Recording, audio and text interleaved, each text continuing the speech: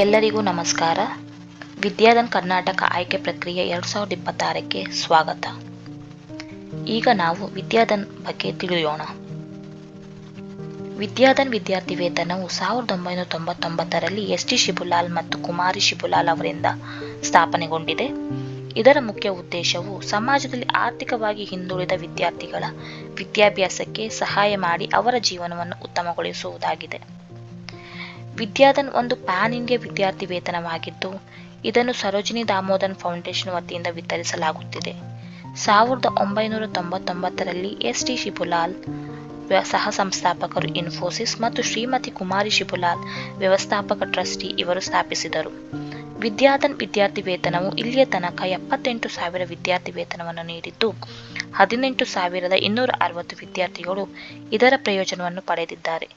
ವಿದ್ಯಾಧನ್ ಪ್ರತಿಷ್ಠಾನವು ಕೇರಳ, ಕರ್ನಾಟಕ, ತಮಿಳುನಾಡು, ಪುದುಚೇರಿ, ಆಂಧ್ರಪ್ರದೇಶ, ತೆಲಂಗಾಣ, ಗುಜರಾತ್, ಮಹಾರಾಷ್ಟ್ರ, ಗೋವಾ, ಒಡಿಶಾ, ದೆಹಲಿ, ಲಡಾಖ್, ಬಿಹಾರ್, ಜಾರ್ಖಂಡ್, ಉತ್ತರ ಪ್ರದೇಶ, ಹಿಮಾಚಲ ಪ್ರದೇಶ, ಪಂಜಾಬ್, ಪಶ್ಚಿಮ ಬಂಗಾಳ, ಹರಿಯಾಣ, ಚಂಡೀಗಢ ಮತ್ತು ಮೇಘಾಲಯದಲ್ಲಿ ಕಾರ್ಯನಿರ್ವಹಿಸುತ್ತಿದೆ.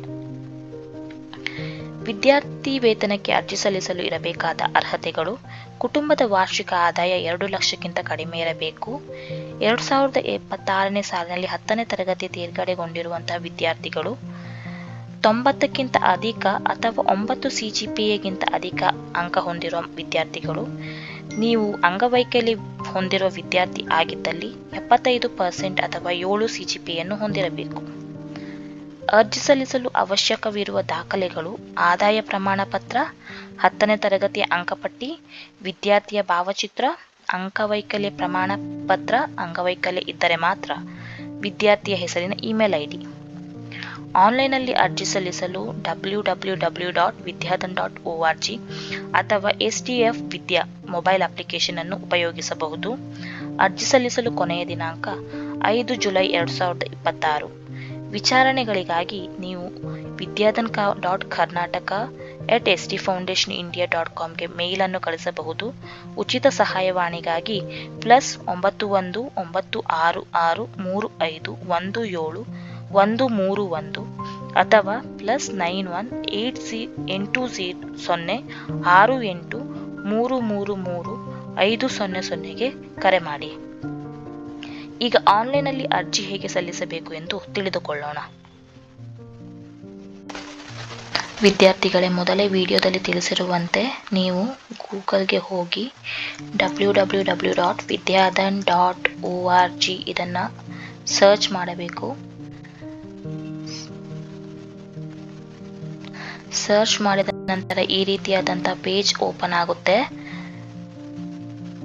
ಇಲ್ಲಿ ನೀವು ನೋಡ್ತಾ ಇರ್ಬೋದು, ಅಪ್ಲೈ ಫಾರ್ ಸ್ಕಾಲರ್ಶಿಪ್ ಅನ್ನುವಂಥ ಆಪ್ಷನ್ ಇದೆ.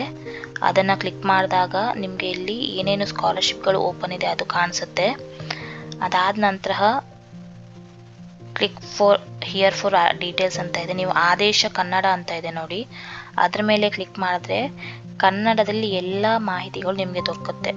ಯಾವ ರೀತಿಯಾಗಿ ಅಪ್ಲಿಕೇಶನ್ ಹಾಕಬೇಕು, ಏನೇನು ಮಾಡಬೇಕು ಅನ್ನುವಂಥ ಮಾಹಿತಿಗಳು ನಿಮಗೆ ದೊರಕುತ್ತೆ. ಅದಾದ ನಂತರ ನೀವು ಇಲ್ಲಿ ಕ್ಲಿಕ್ ನೌಗೆ ಕ್ಲಿಕ್ ಮಾಡಬೇಕು. ಅಪ್ಲೈ ನವ್ ಅಂತ ಇದೆಯಲ್ಲ ಆಪ್ಷನು, ಅದಕ್ಕೆ ಕ್ಲಿಕ್ ಮಾಡಬೇಕು. ಅಲ್ಲಿ ಕ್ಲಿಕ್ ಮಾಡಿದ ನಂತರ ಇಲ್ಲಿ ನೀವು ನಿಮ್ಮ ಮೇಲ್ ID ನಿಮ್ಮ ನೇಮನ್ನು ಹಾಕಬೇಕಾಗುತ್ತೆ. ಸ್ನೇಹ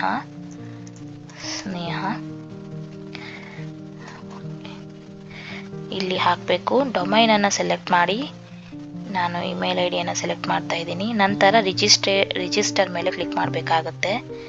ರಿಜಿಸ್ಟರ್ ಮೇಲೆ ಕ್ಲಿಕ್ ಮಾಡಿದ ನಂತರ ನಿಮ್ಮ ಮೇಲ್ IDಗೆ ಈ ರೀತಿಯಾದಂಥ ಮೇಲ್ ಬರುತ್ತೆ, ಕಾಣಿಸ್ತಾ ಇದೆ ಅಲ್ವಾ?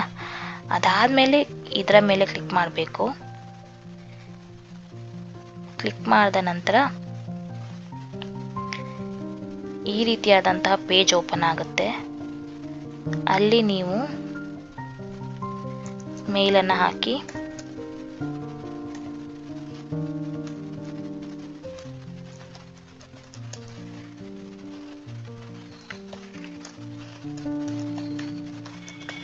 ಮತ್ತು ಮುಂಚೆ ಯಾವ ಪಾಸ್ವರ್ಡ್ ಸೆಟ್ ಮಾಡ್ಕೊಂಡಿದ್ದೀರಲ್ವ ಅದೇ ಪಾಸ್ವರ್ಡನ್ನು ಹಾಕಬೇಕಾಗತ್ತೆ. ಲಾಗಿನ್ ಮಾಡಿ ಲಾಗಿನ್ ಆದ ಕೂಡಲೇ ನಿಮಗೆ ಒಂದಿಷ್ಟು ಅಪ್ಲಿಕೇಶನ್ಸ್ಗಳು ಕಾಣಿಸುತ್ತೆ. ಅದರಲ್ಲಿ ಕರೆಕ್ಟಾಗಿರುವಂಥ ಅಪ್ಲಿಕೇಶನ್, ನಿಮ್ಮ ಸ್ಟೇಟ್ನ ಅಪ್ಲಿಕೇಶನ್ ಯಾವುದು ಅದರ ಮೇಲೆ ಕ್ಲಿಕ್ ಮಾಡಬೇಕಾಗತ್ತೆ. ಇದು ಕರ್ನಾಟಕದ ಅಪ್ಲಿಕೇಶನ್ ಆಗಿರೋದ್ರಿಂದ ನಾನು ಕರ್ನಾಟಕದ ಮೇಲೆ ಕ್ಲಿಕ್ ಮಾಡ್ತಾ ಇದ್ದೀನಿ. ಇವಾಗ ಈ ರೀತಿಯಾದಂಥ ಅಪ್ಲಿಕೇಶನ್ ಪೇಜ್ ಓಪನ್ ಆಗುತ್ತೆ. ಇಲ್ಲಿ ನಿಮ್ಮ ಡೀಟೇಲ್ಸನ್ನು ನೀವು ಪ್ರಾಪರಾಗಿ ಹಾಕಬೇಕಾಗತ್ತೆ. ಇಲ್ಲಿ ಇಂಟರ್ವ್ಯೂ ಲೊಕೇಶನ್ನ ಕೇಳುತ್ತೆ. ನೀವು ಆನ್ಲೈನ್ ಅಂತ ಸೆಲೆಕ್ಟ್ ಮಾಡಿ ನಿಮ್ಮ ನೇಮನ್ನು ಬರೀರಿ. ನೀವು ಮೇಲಾ ಫೀಮೇಲ್ ಅಂತ ಕೇಳುತ್ತೆ, ಫೀಮೇಲ್. ನಿಮ್ಮ ಡೇಟ್ ಆಫ್ ಬರ್ತ್ ಕೇಳುತ್ತೆ. ಡೇಟ್ ಆಫ್ ಬರ್ತನ್ನ ಪ್ರಾಪರಾಗಿ ಮೆನ್ಷನ್ ಮಾಡಬೇಕಾಗತ್ತೆ.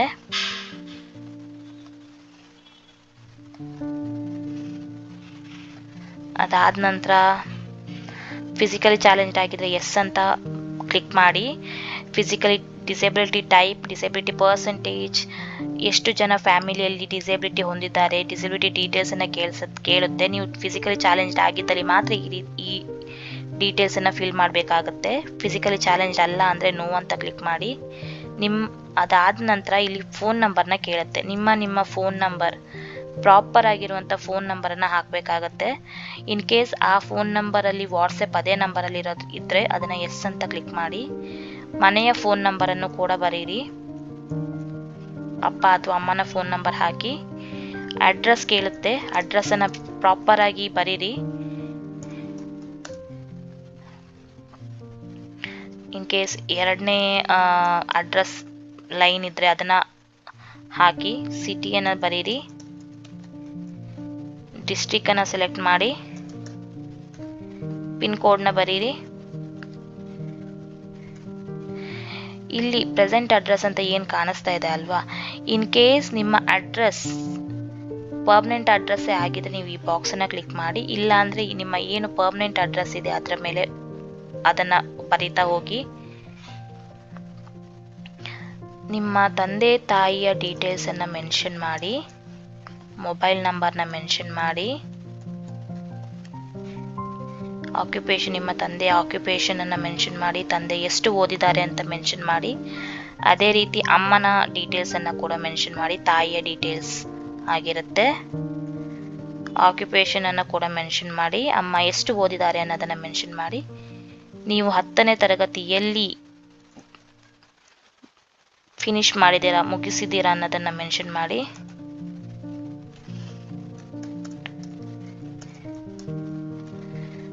ಇಯರ್ ಆಫ್ ಪಾಸಿಂಗ್ ಬಂದು 2026 ಆಗಿರುತ್ತೆ.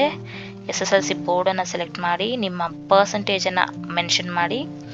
ಯಾವ ಟೈಪ್ ಸ್ಕೂಲ್ ಅನ್ನೋದನ್ನು ಮೆನ್ಷನ್ ಮಾಡಿ. ಯಾವ ಮೀಡಿಯಂನಲ್ಲಿ ಕಲ್ತಿದ್ದೀರಾ ಅನ್ನೋದನ್ನು ಮೆನ್ಷನ್ ಮಾಡಿ. ಇನ್ ಕೇಸ್ ನೀವು PUCಗೆ ಇವಾಗ ಆಲ್ರೆಡಿ ಎನ್ರೋಲ್ ಆಗಿದ್ರೆ ಇಲ್ಲಿ ಇರುವಂತಹ ಡೀಟೇಲ್ಸ್ನಲ್ಲಿ ಯಾವುದು ಪ್ರಾಪರ್ ಆಗಿದೆ ನಿಮ್ಮ ಎನ್ರೋಲ್ಮೆಂಟ್ಗೆ, PUC ಎನ್ರೋಲ್ ಆಗಿರುವಂತಹ ಕೋರ್ಸ್ಗೆ ಅದನ್ನು ಮೆನ್ಷನ್ ಮಾಡಿ. ಇಲ್ಲಿ ಇನ್ಸ್ಟಿಟ್ಯೂಷನ್ ನೇಮ್ ಹಾಕಿ.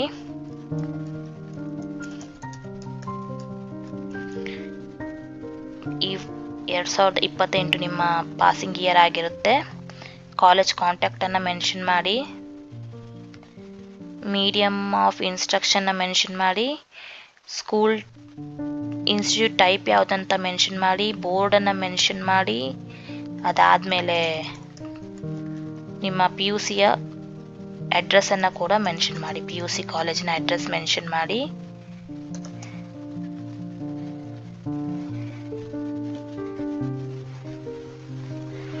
ಪಿನ್ ಕೋಡ್ನ ಮೆನ್ಷನ್ ಮಾಡಿ. ಫ್ಯಾಮಿಲಿ ಇನ್ಕಮ್ ಎಷ್ಟಿದೆ ಅದನ್ನು ಪ್ರಾಪರಾಗಿ ನೋಡಿಬಿಟ್ಟು ಮೆನ್ಷನ್ ಮಾಡಿ. ಅದಾದಮೇಲೆ ಇನ್ ಕೇಸ್ ಯಾರಾದರೂ ನಿಮ್ಮ ಫ್ಯಾಮಿಲಿಯಲ್ಲಿ ವಿದ್ಯಾರ್ಥಿ ವೇತನವನ್ನು ತಗೊಳ್ತಾ ಇದ್ರೆ ಅದನ್ನು ಮೆನ್ಷನ್ ಮಾಡಿ. ಇನ್ ಕೇಸ್ ಯಾರು ತಗೊಳ್ತಾ ಇಲ್ಲ ಅಂದರೆ 0 ಎಂದು ಮೆನ್ಷನ್ ಮಾಡಿ. ಎಕ್ಸ್ಟ್ರಾ ಕರಿಕ್ಯುಲರ್ ಆಕ್ಟಿವಿಟೀಸ್ ಏನಾದರೂ ಇದ್ದರೆ ಅದನ್ನು ಮೆನ್ಷನ್ ಮಾಡಿ. ಹಾಬೀಸ್ ಏನಾದರೂ ಇದ್ದರೆ ಅದನ್ನು ಮೆನ್ಷನ್ ಮಾಡಿ.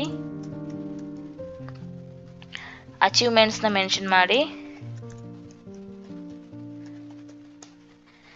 ನಿಮ್ಗೇನಾದರೂ ಅಡಿಷ್ನಲ್ ಇನ್ಫಾರ್ಮೇಷನ್ನ ಶೇರ್ ಮಾಡ್ಕೊಳ್ಬೇಕು ಅಂತಿದ್ರೆ ಇಲ್ಲಿ ಬರಿಬಹುದು ನೀವು. ನಂತರ ವಿದ್ಯಾಧನ್ ಬಗ್ಗೆ ಹೇಗೆ ತಿಳಿದುಕೊಂಡಿದ್ದೀರಿ ಎಂದು ಇಲ್ಲಿ ಕ್ಲಿಕ್ ಮಾಡಿ ಮೆನ್ಷನ್ ಮಾಡಿ. ಅದಾದಮೇಲೆ ಇಲ್ಲಿ ಒಂದು ಚೆಕ್ ಬಾಕ್ಸ್ ಇರುತ್ತೆ, ಅದನ್ನು ಮೆನ್ಷನ್ ಮಾಡಿ. ಇಲ್ಲಿ ನೀವು ನೋಡಿದ್ರೆ ಮ್ಯಾಂಡೇಟರಿ ಡಾಕ್ಯುಮೆಂಟ್ ಯಾವ್ದು ಅಂತ ತೋರಿಸ್ತಾ ಇದೆ ನೋಡಿ. 10ನೇ ಮಾರ್ಕ್ ಶೀಟು, ಇನ್ಕಮ್ ಸರ್ಟಿಫಿಕೇಟು ಮತ್ತು ಫೋಟೋಗ್ರಾಫ್. ಇದನ್ನು ಕ್ಲಿಕ್ ಮಾಡಿದ್ಮೇಲೆ ಸಬ್ಮಿಟ್ ಅಂತ ಒತ್ತಿ ನಂತರ ಈ ರೀತಿಯಾದಂಥ ಪೇಜ್ ಓಪನ್ ಆಗುತ್ತೆ.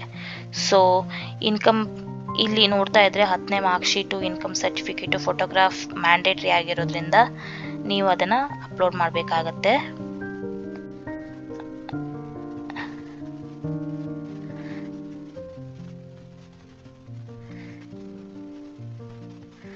ಅಪ್ಲಿಕೇಶನ್ ಓಪನ್ ಆದಮೇಲೆ ಆ್ಯಡ್ ನ್ಯೂ ಡಾಕ್ಯುಮೆಂಟ್ ಮೇಲೆ ಕ್ಲಿಕ್ ಮಾಡಿ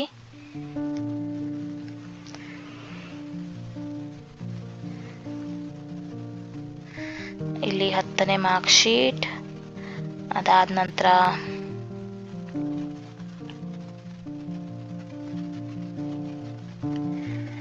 ಇನ್ಕಮ್ ಸರ್ಟಿಫಿಕೇಟ್ ಮ್ಯಾಂಡೇಟರಿ ಆಗಿರೋದ್ರಿಂದ ಇನ್ಕಮ್ ಸರ್ಟಿಫಿಕೇಟ್,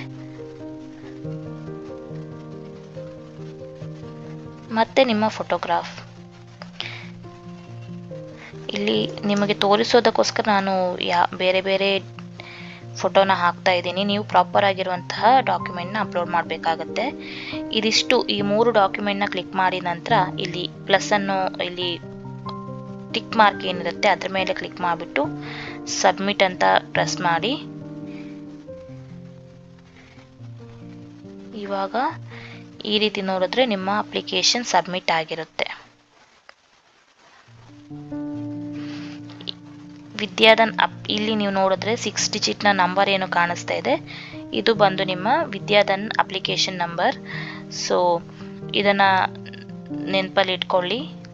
ಮುಂದಿನ ಡೀಟೇಲ್ಸ್ಗಳು ನಿಮಗೆ ವಿದ್ಯಾಧನ್ ವಿದ್ಯಾರ್ಥಿ ವೇತನದ ಅಧಿಕಾರಿಗಳು, ಕೋಆರ್ಡಿನೇಟರ್ಸ್ ಕಾಲ್ ಮಾಡಿ ಇನ್ಫಾರ್ಮ್ ಮಾಡ್ತಾರೆ.